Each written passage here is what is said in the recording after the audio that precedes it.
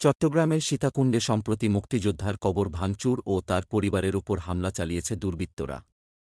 এ ঘটনায় গুরুতর আহত হয়েছেন দুই নারী।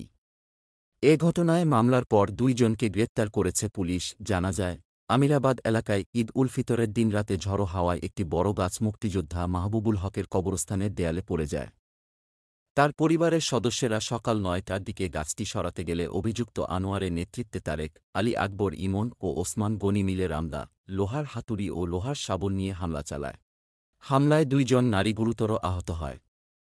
আহতদের মধ্যে মৃত মুক্তিযোদ্ধার স্ত্রী দিলদার বেগমের বুকের উপর উঠে হত্যার উদ্দেশ্যে সন্ত্রাসীরা গলা চেপে ধরে শ্বাসরোধ করার চেষ্টা করে এবং তাকে শ্লীলতাহানির চেষ্টা চালায়। একই কায়দায় তারেক ও তার পুত্রবধূ আয়েশা বেগমকে সামনে থেকে ঝাপটে ধরে শ্লীলতাহানির চেষ্টাসহ তার ডান হাতের তালুতে কামড় দিয়ে রক্তাক্ত করে। অভিযুক্ত আনোয়ারের নেতৃত্বে সন্ত্রাসীরা মৃত মুক্তিযোদ্ধা মাহবুবুল হকের কবরে বাসে ঘেরা পারিবারিক সাইনবোর্ড এবং মুক্তিযোদ্ধা সংসদের সাইনবোর্ডও ভেঙে ফেলে। সূত্র ইত্তেফাক।